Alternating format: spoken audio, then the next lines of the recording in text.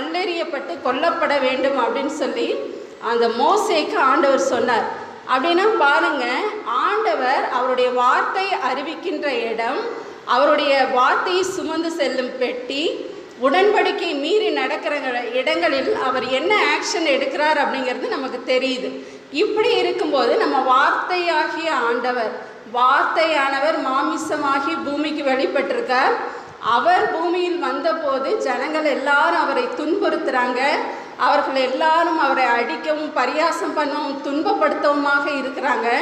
இந்த நிலையில் வார்த்தையானவர் மீது கை வைத்தால் தேவ கோபம் அவர்கள் மீது சும்மா விடுமா?